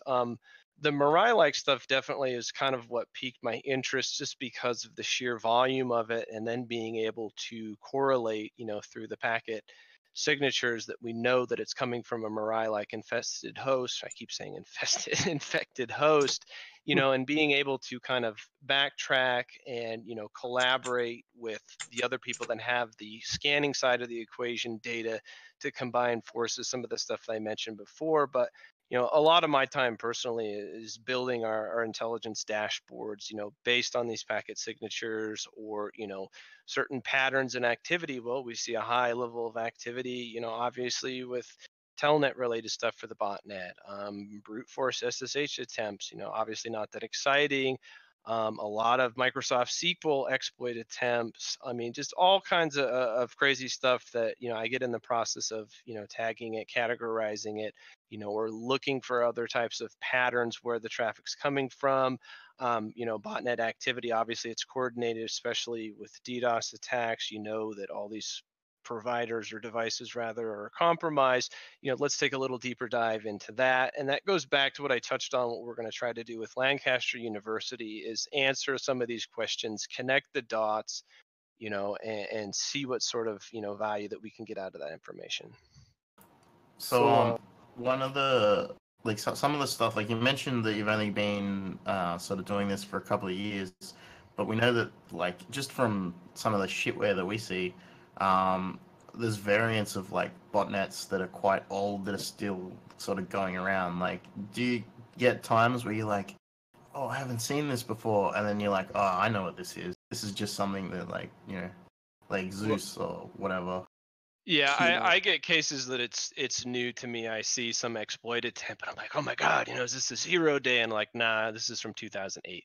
And I'm like, damn, I get really excited. And really that's just kind of, the learning, or we really call it passion, but it's just acquiring new knowledge. It is somewhat disappointing that, we're not the first to discover it, but it's crazy to see some of these exploits. Some, like, I think it was something past my radar, like Shell Shock is still around. And like, that's nothing new. Well, okay, I see new developments coming from some areas today, but other days, let me pull up if I can real quick, because I do put a lot of stuff in Twitter that I shouldn't. Yeah, I really dig your feed. No, and I appreciate it. I mean, honestly, I was able to, kind of grow my following. A lot of the people in the organizations that we collaborate surprisingly came out of Twitter. It's not just for shit posting. There's a lot of good relationships and connections that you can make with it. So definitely shout out to Twitter. But let me pull this up real quick. Shit posting now a certifiable. Yeah. That absolutely is certifiable. Yeah. Yeah, just while you're pulling that up, if you are interested in getting certified in shitposting, clssp. You can go there and you can become a certified shitposter. Yeah, or you just follow us on Patreon. You'll see the rules there. It's a $10 Patreon tier, or $2 you get the virtual one. We need but yeah, we actually sent out a huge batch of them today. We're going to send out another batch of them tomorrow. All these unmarked envelopes are sketchy to bring to the post office, so we could drive to different ones, even sketchier. So it's taking a while, but we're getting there. There's no like nondescript powders or anything like that in there. No. But when you wear latex gloves to the post office, yeah, I've said too much. I remember this one time I tried to go to the post office and I had a joint in my pocket, and there was just like this old lady who was there, and she just had the nastiest look on her face. And then I handed her my letter, and she's like, "Oh, why'd you write it so small? The address so small in the corner?" I'm like, "Well, you said put it in the corner." And she just got so mad when she smelled the weed. She's like, "You're not shipping weed, are you?" I'm like, "No, open it up. It's just a letter." Wait, trying to scold you? Oh yeah, she totally scolded me. She's like some 90-year-old lady, like the kind that would like tell you to get off her. Nice. I would tell you that too. She would tell you to get off her nest. Subscribe. I don't know what a pie is. Bad Packets, do you want to go into a bit more about these custom scanners that you're talking about? The ZMap one that I mentioned saved here. Excuse me. Yeah, he was looking for something where we had a little divergent. Yeah, no, I actually have some other talk about exciting. But the thing that I found, and I can dig it up later, I off was it's a mass scan, but it didn't match some of the other signatures, and we've seen it primarily coming from hosts out of Russia. So again, not for the Russian. It just seemed really interesting to match the standard. But I'll dig that up later. Here that go ahead. Do the packets come with the Adidas straps? I don't. I'd have to up. So a question from the Twitch. Do you see a lot of massive MySQL compromise attempts using default included anonymous user? Yeah, we actually see a ton of those kind of effective that disregard that, but I've filtered that out along with a lot of PHP stuff that I look at daily.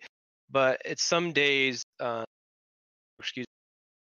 stuff top Telnet traffic. I haven't really looked much into it. There was a post probably a month lab. We should really look at that as well, but unfortunately I never did. It just didn't. I think your push to talk breaking might up. be messed up. Yeah, let me just quickly. I'm just gonna quickly swap the server again, and then. Okay. Elevator music, please. It's live, everybody. Live.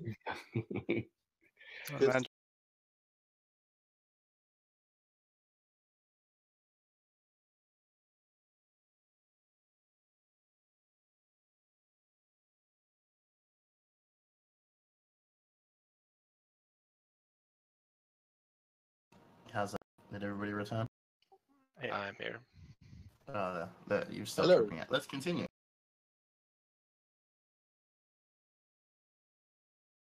Wow, that one's bad.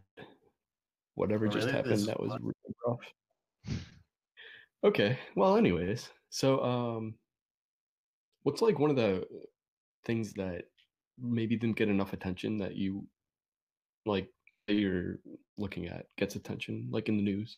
Is there anything that you've looked at that was public but never really got a lot of attention that you thought was super interesting? One interesting example that I found, we detected some ZMAP scans coming from the temporary network assigned for the Computer Chaos Congress. I guess that's what it stands for, CCC. And they were scanning for abode, and it's really like you look at it, you think it's a typo for Adobe, but it's abode home security gateways. And nothing really came out of it. Like, we didn't conduct any scans of our own. I didn't really look into it further. It didn't generate much interest on Twitter, but I just found stuff like that very interesting. It's coming from a temporary, IP assignment. The net block is temporary for 30 days, and you're scanning for this particular type of device. Like, why are you doing that? I don't know if someone was, giving a presentation there, or if they were looking to abuse the temporary network. But in that case, didn't really have any follow-up, and that's about it. Interesting. Actually, that's a good point. Like, if you're at CCC or if you're at DEF CON or whatever, you're literally at a conference where there's like fuckloads of hackers around you. Pick one.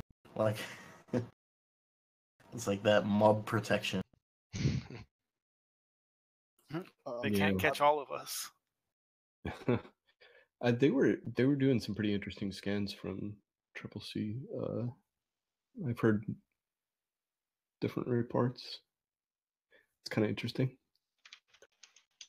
If I can search Twitter fast enough, I can drop some hot statistics for you for CCC. Let me see if I can find it. That's awesome. Yeah, they there was something else that they were scanning for, and I don't remember how scanning.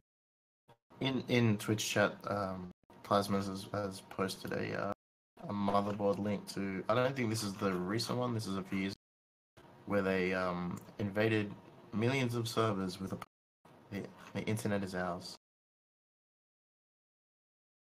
Yeah, 32C3. So that's what 2 cons ago. How would you differentiate like a ZMAP from a mass scan based on inspecting the network traffic? So the ZMAP traffic, and let me pull it up because I don't want to misspeak here. Typically, if you look at the IPv4 header, you're going to see ID of 54321. So right away, that's pretty easy to identify. That's not the whole signature of ZMAP. Typically, we see a TCP window size of 65,535, which I believe is the maximum window size, in addition to, again, having ID equals 54321. So that's an easy thing to spot with kind of the standard fare ZMAP. Mass scan traffic typically will have a TCP window of 1024 bytes. There's some other little signatures you can pull out of that, but in general, those are the two easiest indicators that you can use to filter that traffic or to spot it. Thank you. And bonus one again, because none of this is proprietary or secret, the Mirai-like fingerprint, the TCP sequence number, usually it's in decimal or hexadecimal, however you encode and pull out your traffic, that's going to be equal to the destination IP address of the target that it's scanning. And we do kind of provide some of an illustrative example on our site that shares the data, and I wrote an older blog post. It's kind of easier to illustrate, or rather understand, if you kind of look as the destination or target IP address changes, that sequence number changes accordingly when you expect that traffic. And that behavior is actually intentional. If you look at the source code of the original Mirai botnet, that was definitely a feature, not a bug. It sounds like with things like that, there's quite a bit of configuration that goes into into signature, like into the signature building process for these types of cases. Yeah, I mean, honestly, there's a wealth of information you can extract from an IP header alone. And I'll let you know, like, this is kind of my Achilles heel, is I don't do anything with IPv6 at this time, maybe in the future. But with IPv4 stuff, there's a wealth of information that you can grab just from the headers alone. Interesting.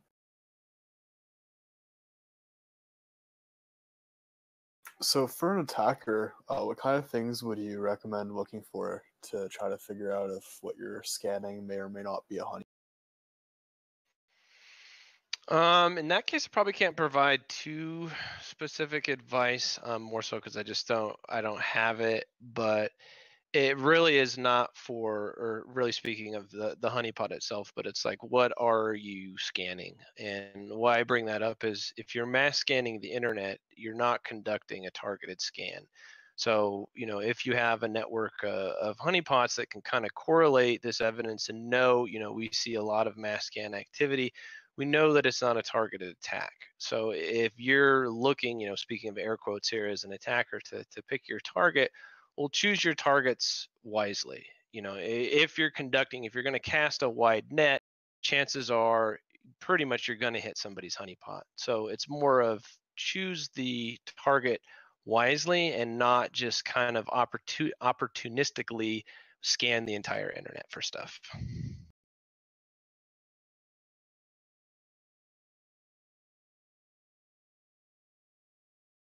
I think that's kind of a good rule of thumb anyway. Like, opportunistic attacks, we see a great deal, and they're usually the less skilled attacks, I guess. You have exploit, search for anything exploitable, as opposed to you have target, figure out what it's exploitable to.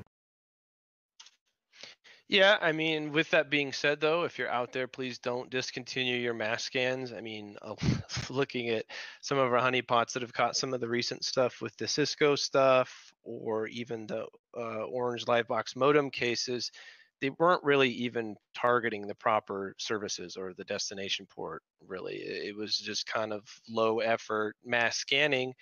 And because of that, we were actually able to catch some of the traffic. So the more targeted the attacks, you're not going to hit any of our infrastructure. We're not going to see it. So don't do that.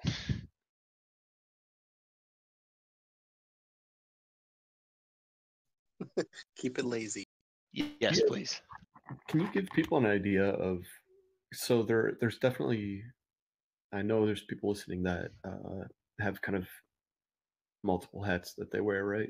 Can you give people an idea of what tips the scales for you guys to start involving law enforcement? Well, easy. That's easy question to answer illustratively here is if you DDoS or conduct attacks, distributed denial of service attacks against our website, we're going to tell law enforcement about it. Not necessarily speaking of our honeypot infrastructure, we're speaking of things, such as our website or our botnet data website. It's not a target, but it happens. and I say don't do it, it's going to continue to happen. So cases like that where you make it personal against us, because again, we're not in the business of making judgment against you, speaking of someone out there that may be a black hat. But if you try to pick on us intentionally, maliciously, and then get on Twitter and try to jump in our mentions and tell us about it, we're going to report that activity. And go All right, down. so it sounds a little specific. I'm going to guess that maybe happened in a movie somewhere. Yes, in a recent movie, yes. Man, art imitating life. Name and shame. In a lesser kind of a more lighthearted example, our botnet data website, just like any other website, gets hit by scrapers. Like, that's a fact of life. I don't really care if that activity goes on, but if you carelessly or even I guess maliciously in some cases run your scraper at such a rate that it causes basically a de facto denial of service attack, that kind of stuff we don't appreciate as well. So if you do want to scrape our data, please take a little care and consideration and do it a little bit slower. That's good advice.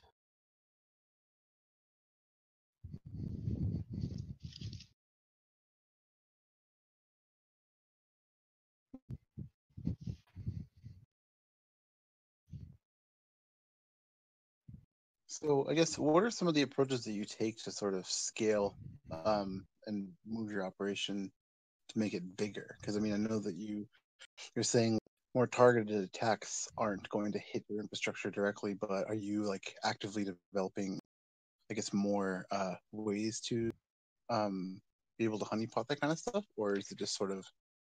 Yeah, so in the simplest kind of example in that regard is we're always looking to spin up honeypots in new locations with diverse network providers, autonomous systems all over the world. Like, obviously we can't live on everybody's network, but we do want a really good diverse network for our honeypots to resolve or reside on.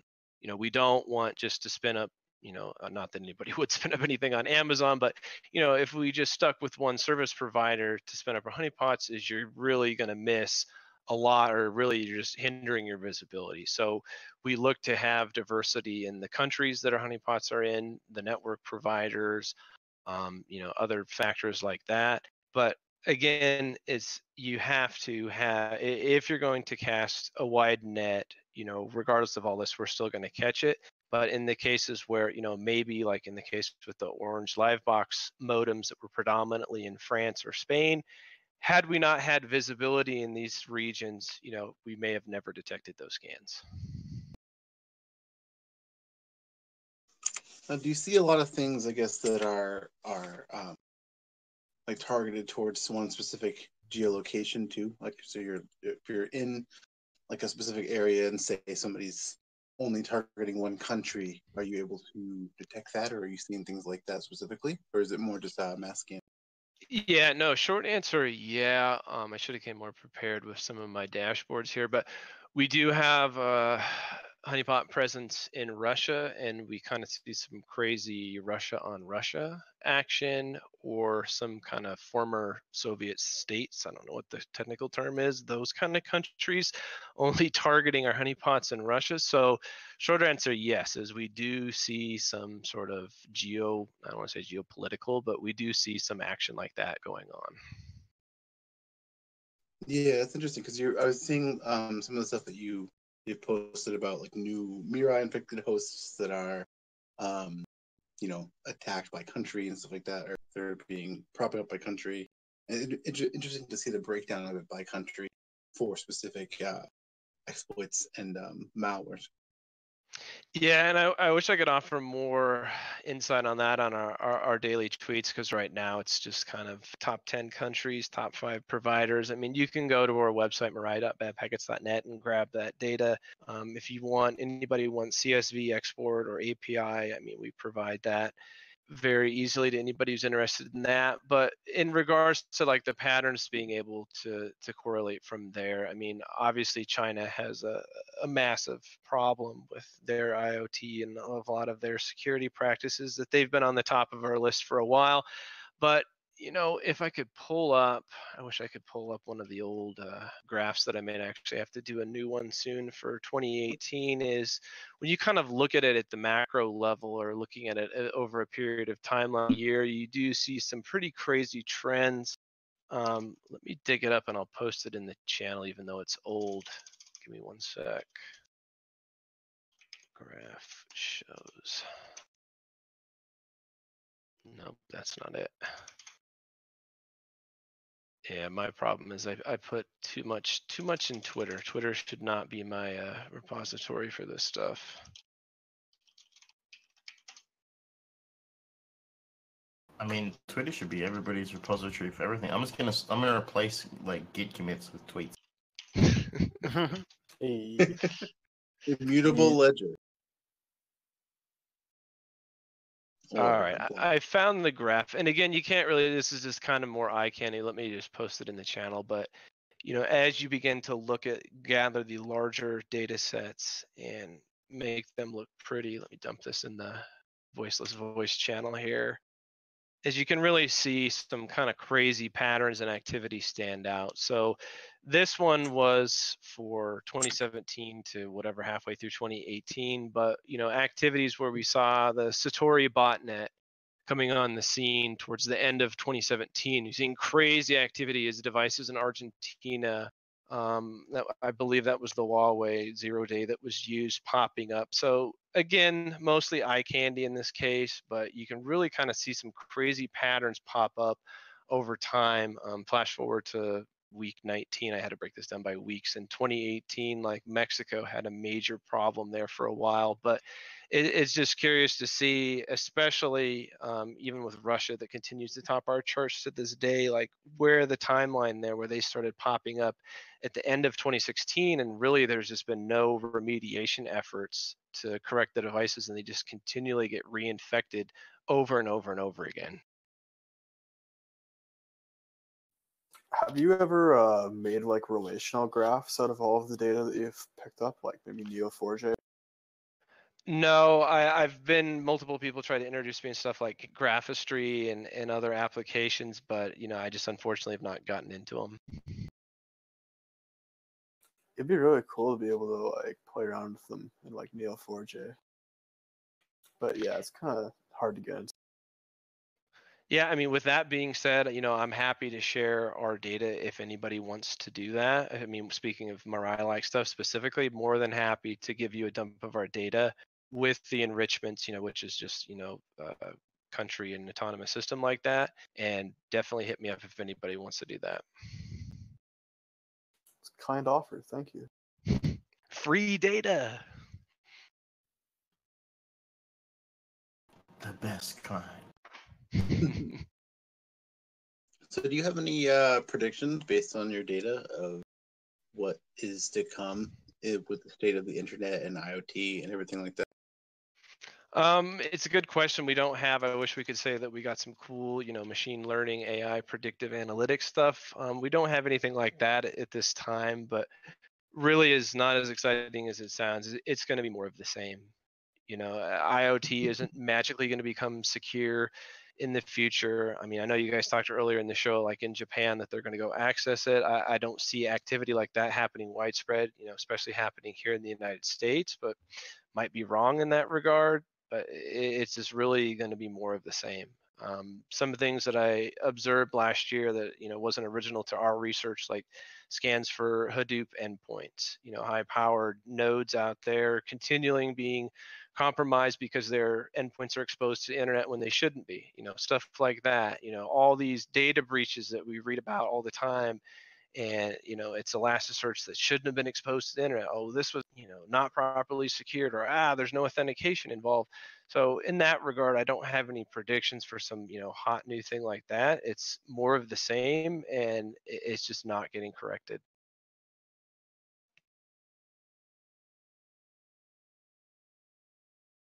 So is there anything you would recommend bad guys not? I recommend bad guys not to do.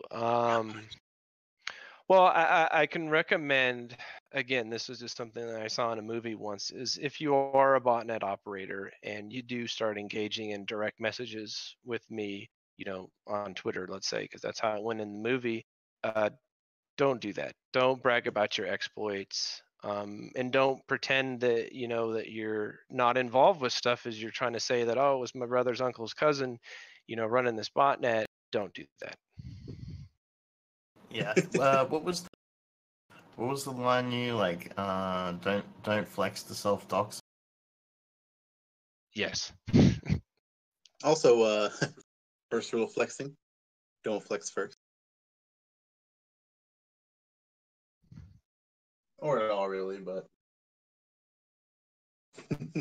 oh yeah. So, anybody else in the chat in the last few minutes of this have any questions for Mr. Bad Packets here?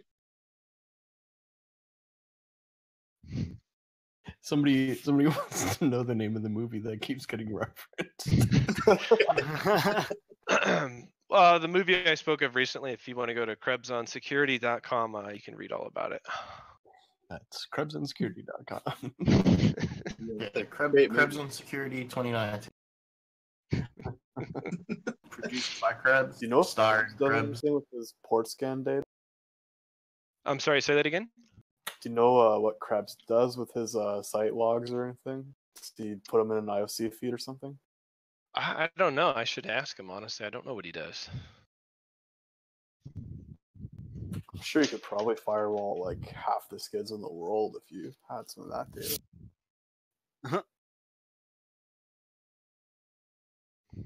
For every skid you firewall, there's 7 more. You have any other fun stories about people doing things that were very, very dumb? I got a few that we could pull from here, but I just flipped back to Twitter, kind of had the ADHD kick in there.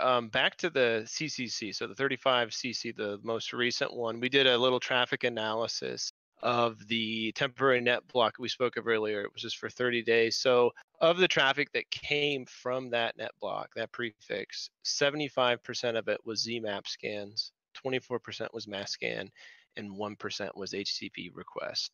So overall, I'm not going to say, again, because we don't attribute malice, that it was not maliciously or abused, but it's just those one-off cases like that Abode home security gateway. It was like, well, why are you guys looking for it?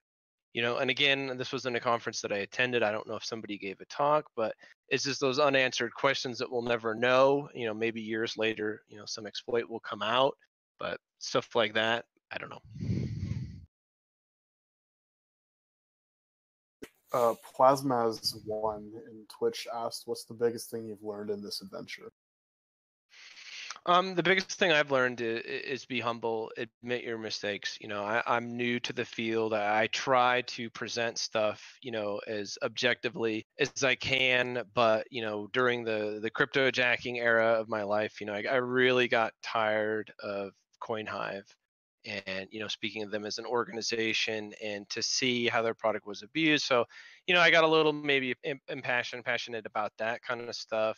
But it's learn from your mistakes, don't get down on yourself, and always, look to collaborate with other people. If somebody, wants your help, or you see an opportunity that, hey, I have some information, here's what we're seeing, let's work on this together. So really for me, collaboration is huge.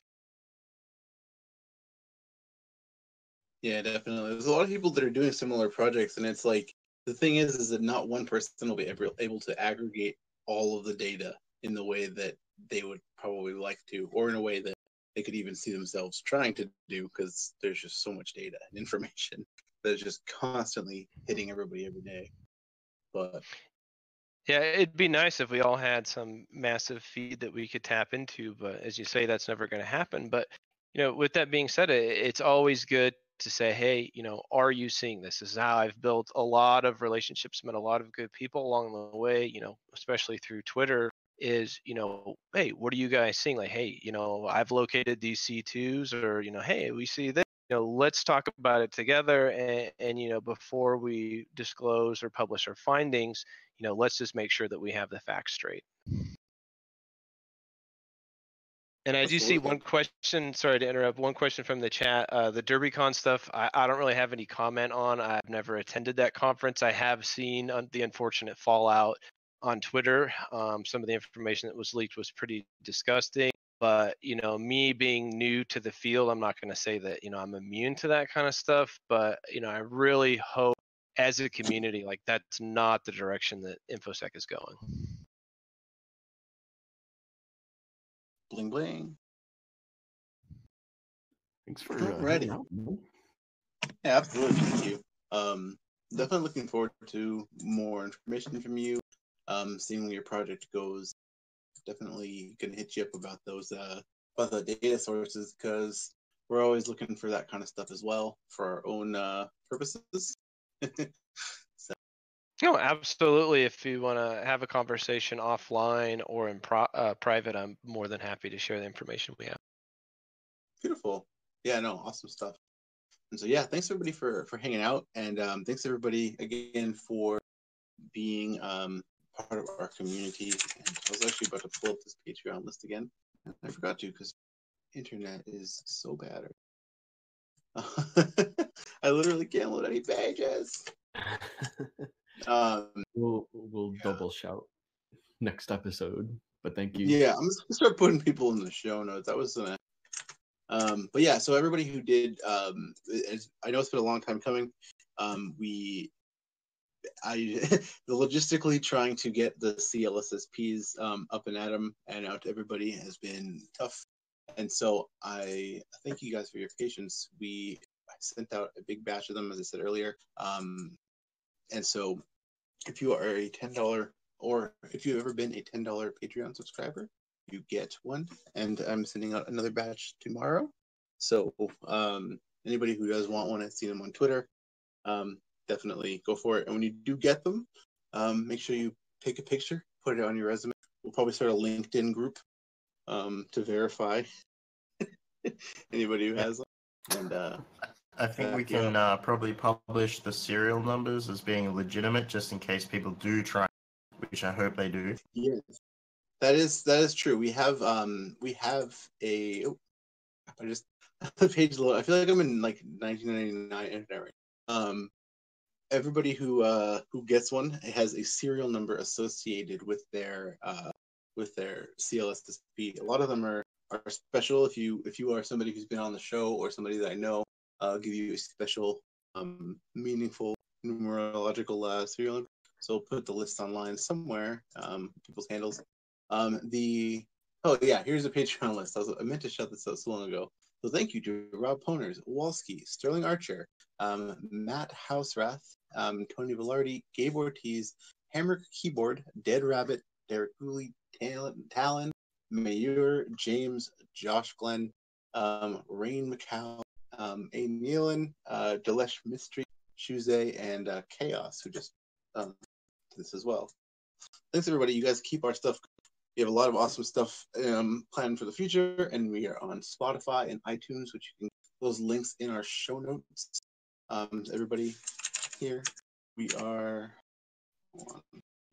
almost out of time for today, but I thank everybody here for being a part of the podcast. Sorry, I'm trying to get this thing to fucking load, and I can't. Here you go. Boom. Show notes. Yeah, thanks everybody. If anybody has any parting words before we head out? Just shut up and get a lawyer, I guess. That's what I was going to say. Damn it. Thanks for having me. Thanks for coming, man. Thanks for coming, dude. It was great. Alrighty, so with that, oh my goodness. Shut the fuck up, I'm a lawyer. Alright.